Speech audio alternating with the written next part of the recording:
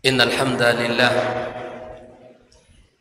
نحمده ونستعينه ونستغفره ونستهديه ونعوذ بالله من شرور أنفسنا وسيئات أعمالنا من يهد الله فلا مضل له ومن يضلله فلا هادي له أشهد أن لا إله إلا الله وحده لا شريك له وأشهد أن محمدا عبده ورسوله الذي بلغ الرسالة وأدى الأمانة ونصح الأمة وجاهد في الله حق جهاده فصلوات ربه وسلامه عليه قال تعالى يا أيها الذين آمنوا اتقوا الله حق تقاته ولا تموتن إلا وأنتم مسلمون اللهم إنا نسألك علما نافعا ورزقا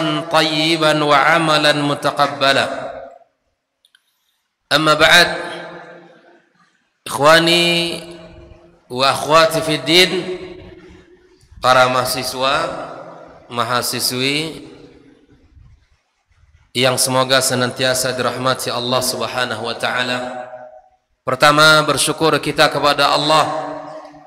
Allah jadikan salah satu kebahagiaan kita pada saat ini adalah hadirnya kita dalam majelis ilmu, majelis yang merupakan salah satu bagian amalan yang sangat dicintai Allah Subhanahu wa taala. Bahkan Nabi kita alaihi salatu wassalam berpesan, "Wa idza marartum bi riyadil jannati farta'u."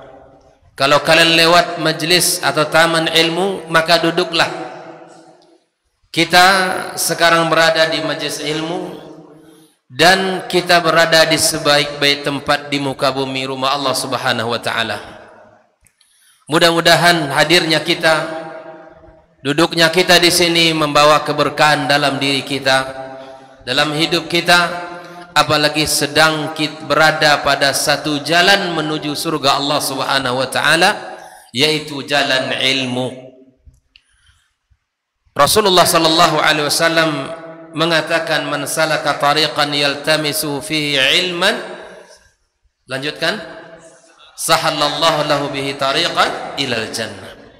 Kita sekarang berada di sebuah jalan menuju surga Allah Azza wa Jalla.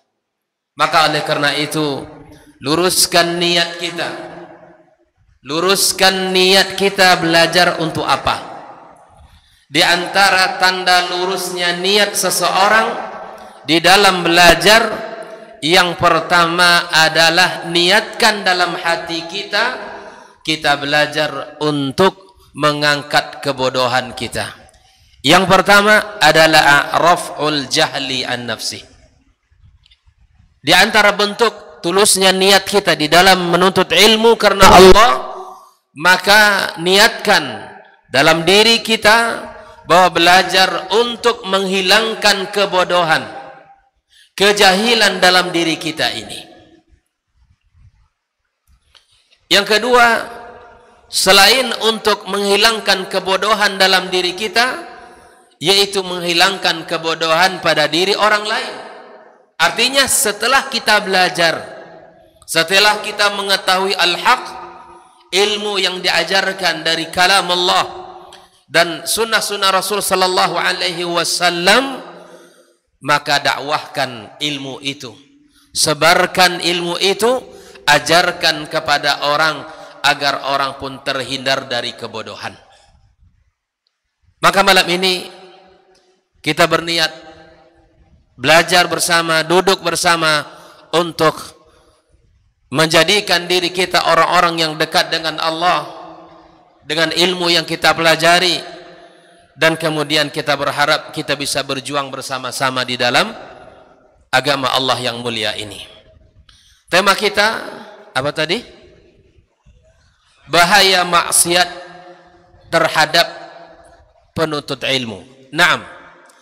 Sesungguhnya maksiat sangat berdampak bagi siapapun, para pelaku dosa, baik itu dampaknya di dunia maupun dampaknya di akhirat kelak.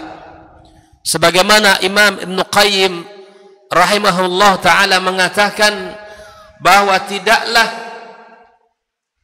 sebuah musibah, keburukan yang terjadi melainkan akibat dosa yang dilakukan oleh seseorang. Tidak ada musibah, tidak ada ujian yang datang kepada seseorang melainkan akibat buruk dari dosa yang ia lakukan. Apalagi para penuntut ilmu, sesungguhnya ilmu itu adalah cahaya Allah yang harus kita jaga, yang harus kita perhatikan kehidupan kita.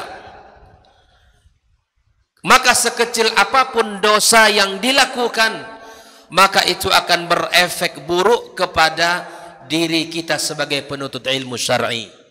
Makanya di antara ungkapan para as-salafus salih, bagi siapapun yang bermudah-mudah untuk melakukan maksiat, wahai anda yang mudah melakukan maksiat, apa kata mereka? La tanzuru ila sigharil khati'ati awil ma'siyah. Jangan engkau lihat itu hanya dosa kecil, itu hanya dosa yang sepele. Walakin unzur ila 'idhami man asaitah. Tetapi lihat siapakah zat yang engkau durhakai itu. Duduk sendiri ya di dalam suasana yang tidak ada orang yang bisa melihat, hanya kita dengan Allah. Bahkan tidak ada siapapun di antara kita yang bisa mengawasinya. Yang ada hanyalah Allah. Yang ada hanyalah Sang Pencipta kita yang mengetahui apa yang kita lakukan. Akhi fillah, tidak ada tempat dan tidak ada ruang di dunia ini untuk kita bisa bermaksiat kepada Allah, karena Allah sungguh Maha melihat dan Maha mengetahui apa yang kita lakukan. Tidakkah ingat sebuah hadis Nabi sallallahu alaihi wasallam di mana nanti ada orang-orang di hari kiamat yang datang kepada Allah membawa amalan luar biasa besarnya.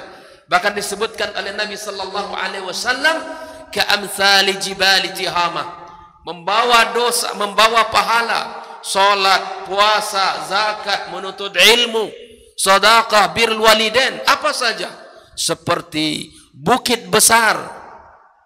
Tetapi kemudian bukit yang besar yang merupakan bagian dari amal solehnya itu kemudian Allah jadikan seperti debu yang berterbangan. Tidak Allah anggap, tidak akan Allah lihat.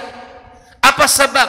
Sehingga para sahabat bertanya, sifhum lana ya Rasulullah, sebutkan kepada kami siapa golongan orang yang datang dengan pahala besar tapi tidak dihargai Allah, tidak dipandang Allah kebaikannya. Siapa yang tahu kelanjutan hadisnya?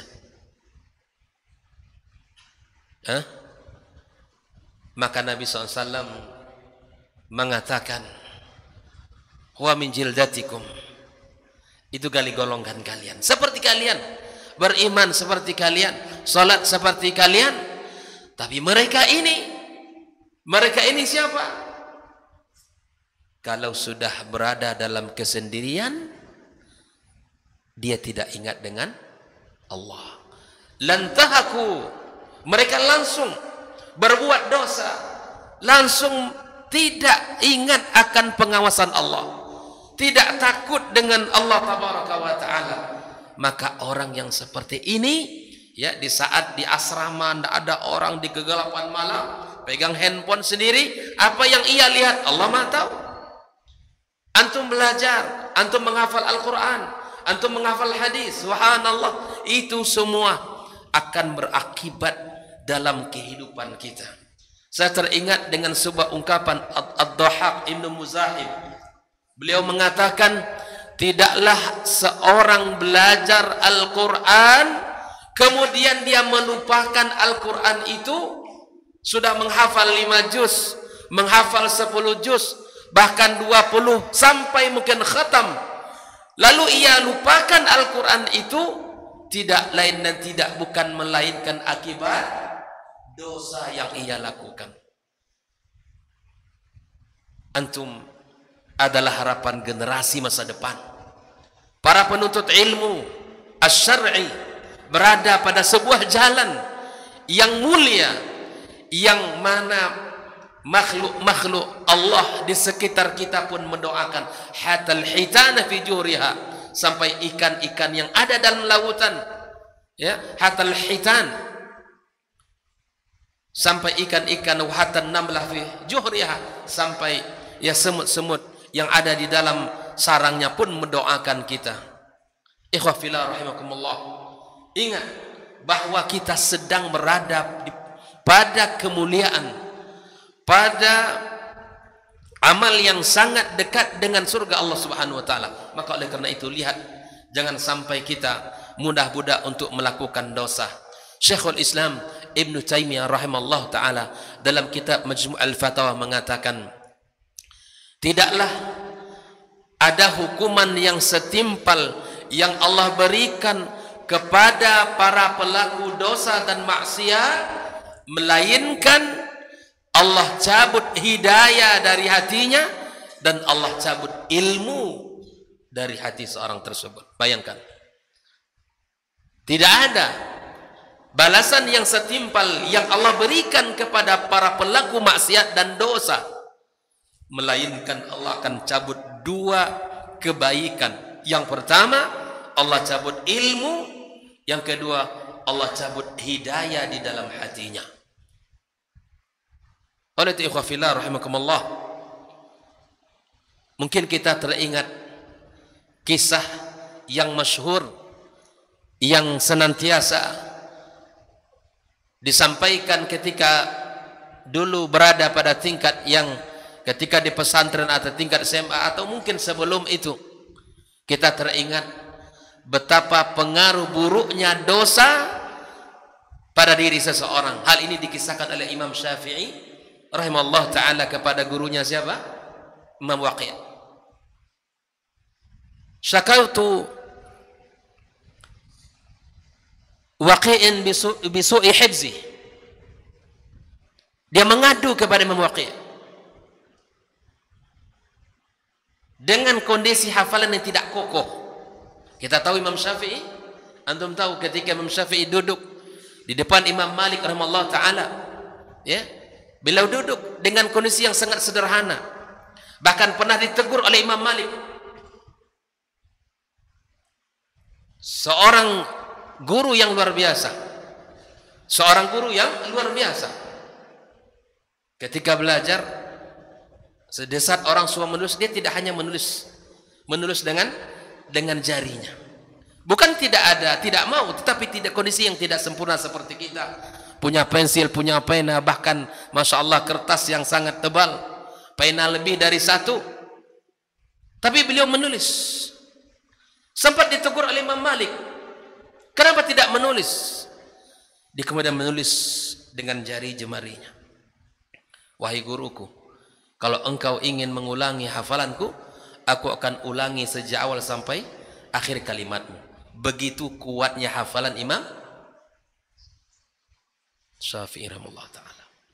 Tapi dia pernah merasakan kondisi tidak kokohnya hafalan, sehingga dia datang kepada gurunya Imam Waqi' an su'i hifzihi. Di saat itu hafalan tidak kokoh. Maka apa nasihat gurunya?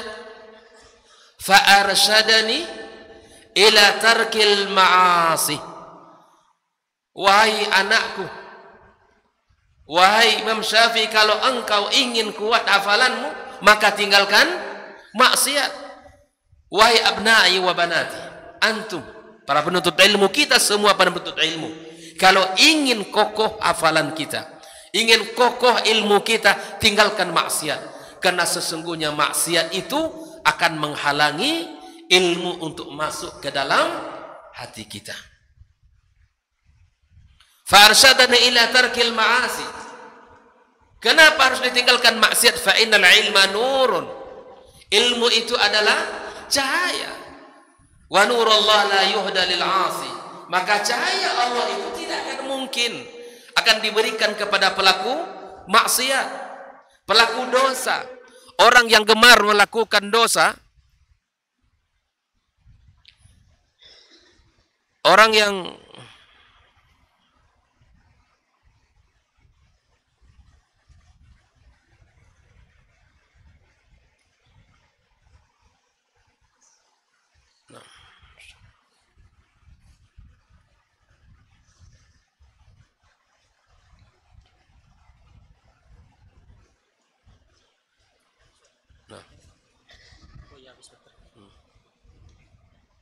lanjutkan bahwa sesungguhnya ilmu itu adalah cahaya, dan cahaya Allah tidak diberikan kepada pelaku maksiat. Antum adalah tulabul ilm, bukan hanya sembarangan ilmu syar'i, maka jaga diri dari maksiat kepada Allah Subhanahu wa taala. Bahkan Utsman Ibn Affan radhiyallahu taala anhu, di saat dia memberikan nasihat mahal kepada kita tentang pengaruh buruknya maksiat terhadap hati kita, kata beliau, "Lau taharat qulubuna lama syabi'a min kalami rabbina." Kalaulah hati kita ini bersih, kalaulah hati kita ini jauh dari maksiat, maka dia tidak akan pernah bosan dari membaca Al-Quranul Karim. Kenapa kita tidak bisa menikmati ayat-ayat Allah? Kenapa kita tidak bisa menikmati firman Allah? Kenapa kita tidak menikmati banyak kelezatan ilmu dan kenikmatan ilmu, melainkan hati kita dipenuhi oleh noda-noda dosa yang kita lakukan? Bukankah Rasulullah sallallahu alaihi wasallam mengatakan bahwa setiap kali orang berdosa, maka hatinya itu nuqtatan sauda. Hati kita akan ada noda hitam. Kemudian berdosa, kemudian bertambah nodanya, berdosa bertambah nodanya. Maka begitulah kondisi dan keadaan kita, ikhwah fillah, ketika maksiat itu selalu dilakukan, dan baik itu dosa-dosa, ya, dosa mata, dosa telinga, dosa lisan, bahkan ya dosa-dosa secara batin dengan berburuk sangka dan semacamnya, hasad, itu semua adalah akan berakibat buruk pada diri seorang penuntut ilmu di dalam belajarnya. Maka oleh karena itu, mari kita lihat apa yang dikatakan oleh Imam Ibn Qayyim rahimahullah ta'ala, di antara wa min syu'umil maksiyati ala sahibiha, kita lihat bahwa di antara dampak dosa, ya, adalah menjadikan pelakunya memiliki hati yang tidak pernah tenang. Itu dampaknya. Hatinya tidak akan pernah tenang, selalu dalam kondisi yang buruk, tidak nyaman. Hatinya tidak merasakan kondisi yang paling baik. Karena itulah dosa selalu memberikan dampak negatif dalam diri kita. Dan apabila hati kita tidak tenang, hati kita buruk, maka ilmu pun tidak akan kita dapatkan. Maka beliau mengatakan, Al-Imam Ibnu Qayyim mengatakan, hati itu bagaikan sebuah wadah. Fa idza umira bi ghairi dzikri maulah azlam. Kalau hati kita tidak diisi dengan zikir kepada Allah, maka dia akan gelap. Dia akan gelap. Hati ini kalau tidak diisi dengan zikir kepada Allah tabaraka wa taala, maka dia akan gelap gulita. Kalau hati gelap, maka susah akan masuk ilmu kepadanya. Sulit. Tak akan mungkin. Karena apa? Hati yang merupakan WA, ya, tempat masuknya ilmu pun itu sudah ternodai dengan noda-noda maksiat yang kita lakukan. Wa biqadri i'radil 'abdi an dzikrillah ta'ala yakunu ladaihi min ad-danki wa dhiqis sadr wa inqibadin nafs. Sebesar apa seseorang jauh dari zikir kepada Allah Subhanahu wa taala, maka sebesar itu pula lah yang ia rasakan kesempitan di dadanya dan kegelapan di hatinya, kemudian ketidaktenangan pada jiwanya. Jelas ya? Di antara min mahasin, ya, di antara kebaikan yang bisa kita ceritakan daripada kebaikan Syekh bin Baz rahimahullah taala adalah di mana lisan beliau tidak pernah berzikir, tidak pernah berhenti berzikir kecuali mengucapkan subhanallah walhamdulillah wala ilaha illallah wallahu akbar. Bahkan dikisahkan oleh para masyayikh kita pun demikian. Bahkan ada, ya, di antara mereka apabila masuk ke WC itu ditutup mulutnya dengan sebuah ikatan sehingga dia khawatir kalau masuk WC masih berucap subhanallah alhamdulillah wala ilaha illallah wallahu akbar. Makanya kalau kita mempelajari bagaimana kehidupan para salafus saleh, para generasi awal, para sahabat, para tabi'in dan tabi'in dan ulama-ulama di zaman sekarang, kita akan menemukan seperti makhluk yang asing, makhluk yang mungkin sulit kita menemukan hari ini. Seakan kita tidak percaya mereka begitu menuntut ilmu, tapi itu kenyataan pada mereka. Bagaimana mereka menjaga diri, bagaimana mereka menghidupkan hari-hari mereka, lisan mereka dengan zikir kepada Allah Subhanahu wa taala. Maka itu ikhwan fillah rahimahullah, sejauh apa kondisi kita jauh dari zikir kepada Allah, maka sejauh itu pula lah kondisi diri kita tidak tenang dan tidak akan mendapatkan ilmu, ya, sebagaimana kita harapkan. Oleh ikhwan fillah rahimahullah, maksiat adalah sebab di mana dada kita sempit dan di mana jiwa kita tidak tenang. Sebagaimana Allah tabaraka wa taala mengatakan, "Wa man a'rada an dzikri fa inna lahu ma'isyatan dhanka." Barang siapa yang berpaling dari zikir kepadaku, kata Allah, maka sungguh dia akan mendapatkan kehidupan yang sempit. Bayangkan. Maka tulabul ilm tidak ada bicara kecuali sesuatu yang baik-baik. Tidak ada yang keluar dari lisan kecuali ucapan yang bermanfaat. Tidak ada yang diucapkan kecuali kalimat hikmah misalnya, kecuali nasihat, kecuali hal-hal yang positif. Sebagaimana Nabi mengatakan, min husni islamil mar'i tarkuhu ma la ya'ni. Tidak ada lagi bicara hal-hal yang di luar tema kebaikan, di luar ilmu, jauhkan. Antum fokus belajar ilmu, fokus dengan kesendirian, fokus dengan apa yang telah Allah berikan kepada antum. Antum mesti ingat ya, betapa banyak di antara teman-teman yang seusia dengan antum menginginkan duduk seperti antum, belajar seperti antum, mendapatkan, ya, perkuliahan ilmu dan perkuliahan seperti antum, tapi mereka tidak seberuntung antum. Mereka tidak mendapatkan kesempatan itu. Saya akan sampaikan rahasia Al-Imam Syafi'i bagaimana beliau mendapatkan ilmu, seorang ulama tabi'in yang luar biasa. Antum catat baik-baik, ini resep kunci suksesnya menuntut ilmu.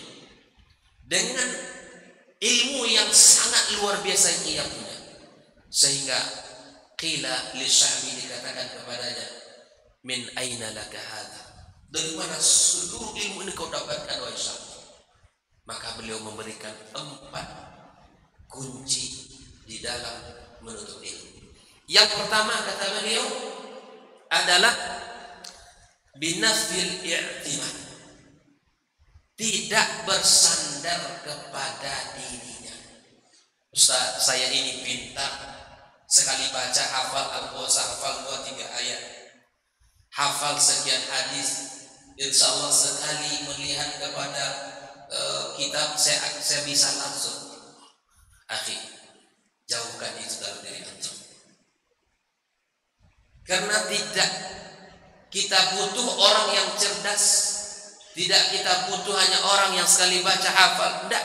Betapa banyak orang yang cerdas, cepat menghafal, tapi diangkat Allah keberkahan ilmunya. Jangan pernah bersandar kepada kecerdasannya, kepada dirinya, tapi bersandarlah kepada Sang Khalik, Sang pemilik ilmu yang sangat luas, Allah Tabaraka wa Ta'ala. Jangan pernah bersandar dengan kekayaan. Jangan pernah bersandar dengan kemuliaan. Mungkin antum adalah orang, anak-anak para pejabat, anak siapa. Jangan. Karena itu semua tidak akan membuat antum mulia, tidak membuat antum berhasil. Tapi ketika seorang abdun faqir meminta kepada Allah, ya Rabb, berikan aku ilmu, berikan aku kemudahan dalam belajar agama ini. Nafyul i'timad. Apa tadi? Nafyul i'timad. Jangan pernah bersandar kepada diri antum. Nabi SAW menyuruh kita, ihris ala ma yanfa'u, ambil seluruh apa yang bermanfaat bagi diri antum semuanya, untuk dunia antum dan akhirat antum. Ambil, semangat. Wasta'in billah, minta tolong kepada siapa? Allah SWT. Jelas? Antum hebat, pandai menulis, meringkas, ya kan? Sekali baca malah ujian SKS, sistem kebut semalam. Ya. Jangan. Walaupun antum punya kecerdasan melebihi teman-teman di kelas. Sudah azan. Kita stop. Hah? Azan dulu.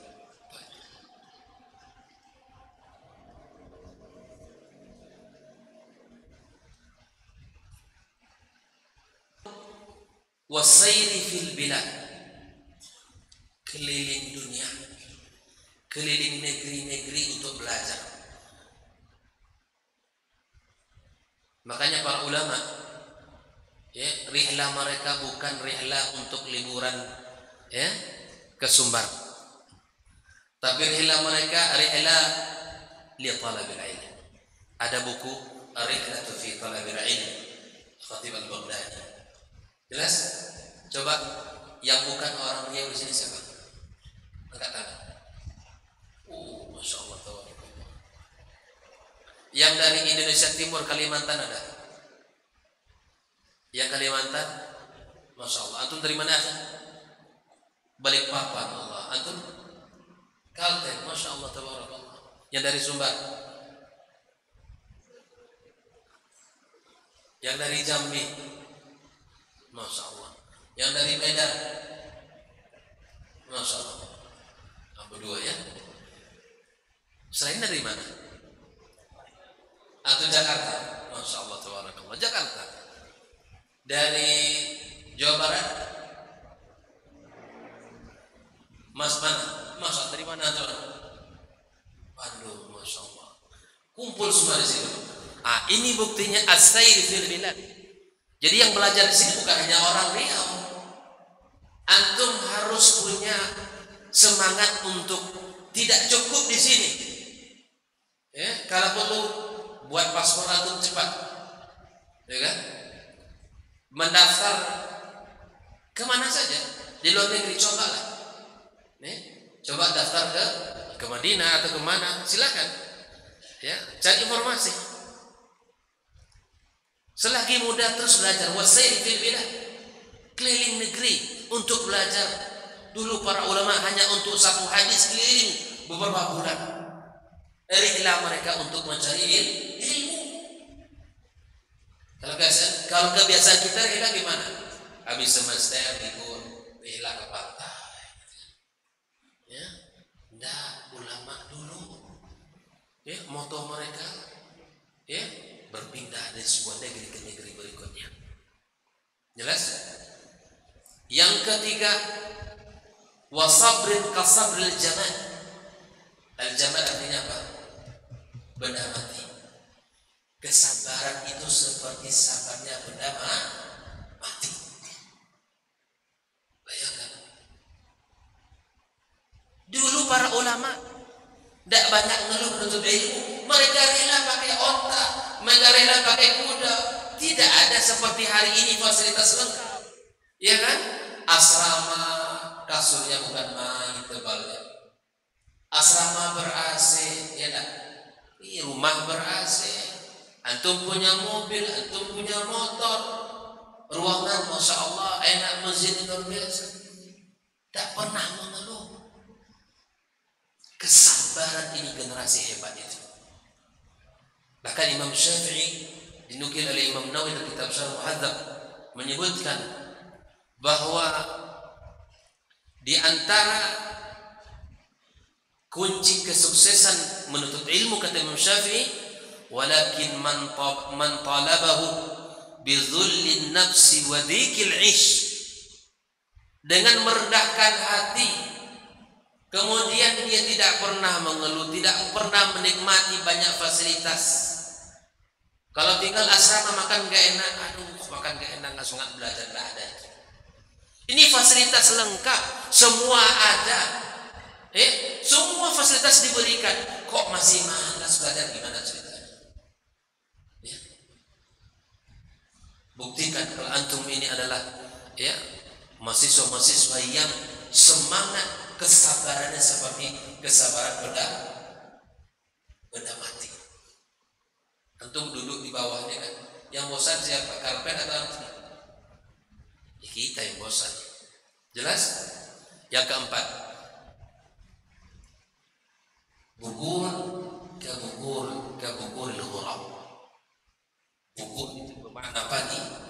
Ghurab adalah artinya tangkas, seperti tangkasnya elang, seekor burung elang yang luar biasa.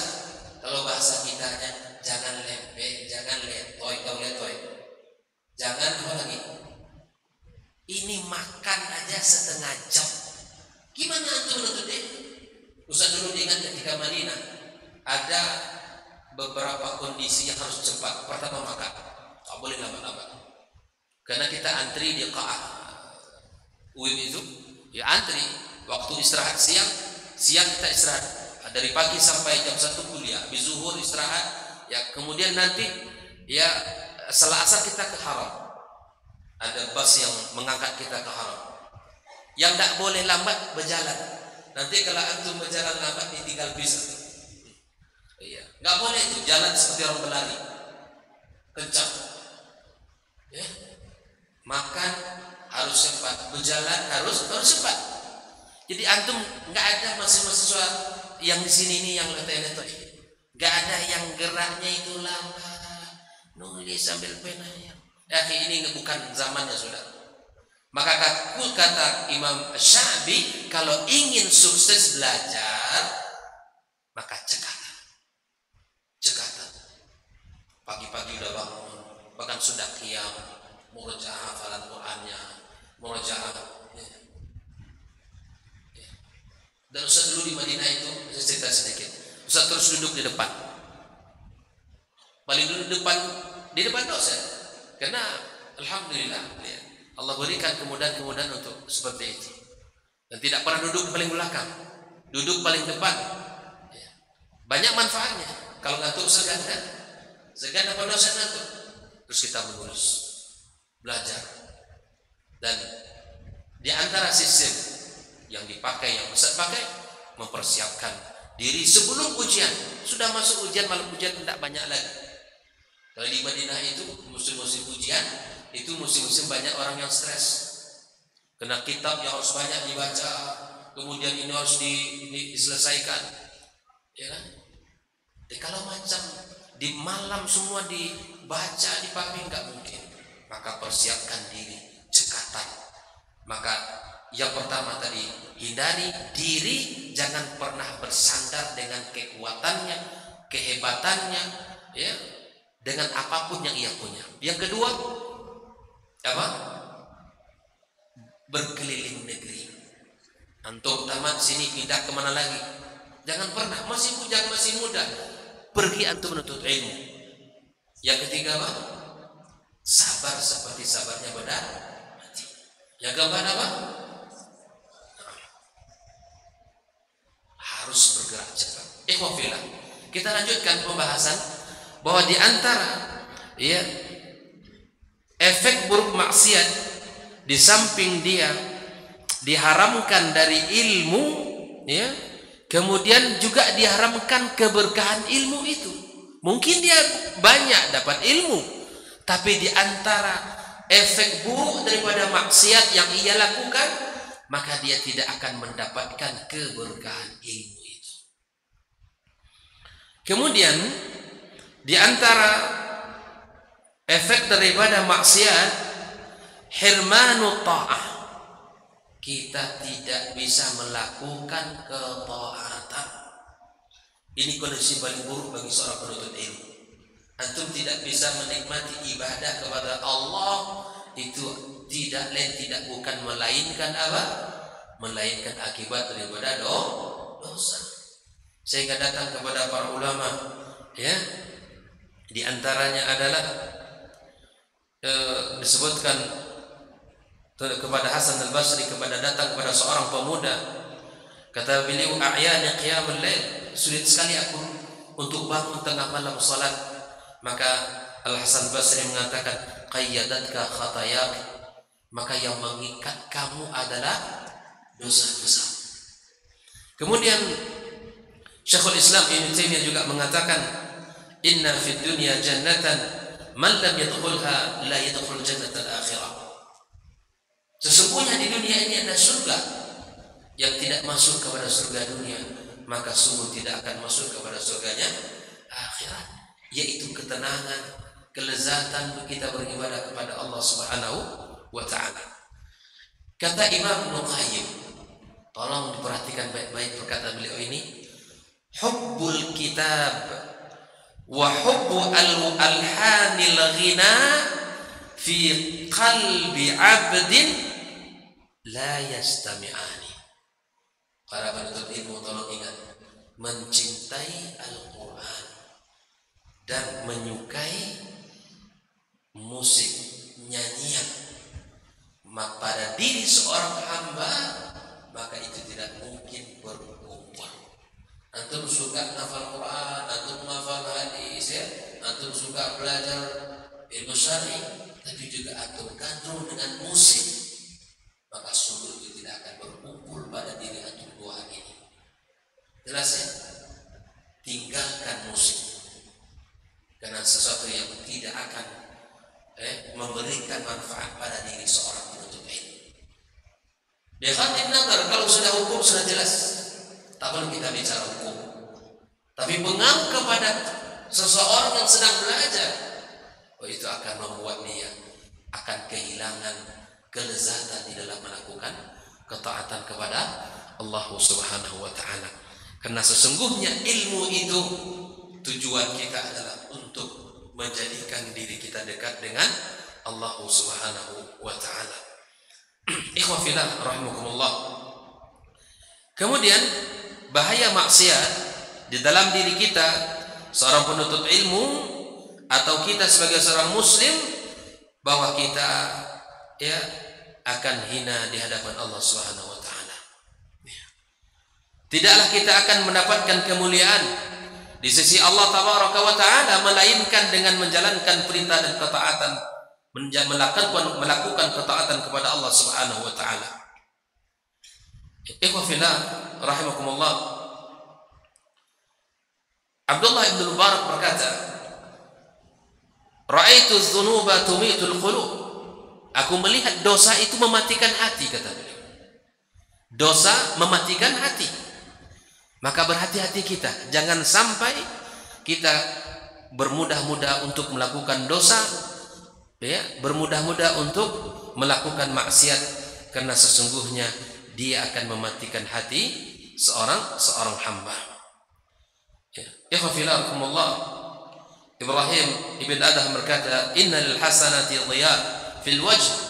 Kebaikan, bahwa sesungguhnya kebaikan yang kita lakukan itu memancarkan, ya, cahaya di wajah seseorang, wa nurun fil qalb, dan cahaya dalam hati seseorang, wasi'atan fil rizq, dan itu akan membawa kepada kelapangan rezeki, wa quwwatan fil badan, dan akan menambah kekuatan pada badan kita, wa mahabbatan fi qulubil khalqi, dan kebaikan kita lakukan akan menjadikan ya orang semakin cinta kepada kita. Wa inna lisayyiati sawadan fil wajh. Begitu sebaliknya, dosa dan maksiat yang kita lakukan itu akan berpengaruh kepada wajahnya. Ya. Wa zulmatan fil qabr, dan dosa akan berakibat gelapnya kubur kita nanti. Wa wahnan fil badan, dan dosa juga akan membuat ya fisik seseorang akan lemah. Wa naqsan fil rizq, wa nuqsan fil rizq, dan akan berkurang dan sulit sempitnya rezeki seseorang. Wa bughdatan fi qulubil khalq, dan kita tidak disukai oleh banyak orang. Jelas? Maka jadilah orang-orang yang selalu berbuat baik, hindari perbuatan maksiat, karena akan Allah mudahkan jalan-jalan kita sebagai penuntut ilmu ketika kita selalu menjaga diri kita, kita selalu menjaga mata kita, ya telinga kita, ya seluruh apa yang ada di anggota tubuh kita, insya Allah itu akan apabila kita jaga, kita akan mudah untuk mendapatkan ilmu Allah Subhanahu wa taala. Maka perbanyaklah istighfar di saat dosa-dosa, dan di saat antum merasakan futur, di saat sulitnya kita belajar, kok hafal ayatnya susah sekali, kok murojaahnya tidak merasakan nikmat, ya kemudian ilmu kok masuk hanya sekedar untuk menambah thaqafah, maka perbanyak istighfar kepada Allah Subhanahu wa taala. Yang membuat kita tidak merasakan nikmatnya belajar adalah dosa-dosa kita itu, ya wafillah. Maka itu mari kita jauhkan diri kita dari maksiat kepada Allah Subhanahu wa taala, dan mari kita memohon kepada Allah agar Allah berikan kepada kita kemudahan-kemudahan di dalam menuntut ilmu syar'i ini.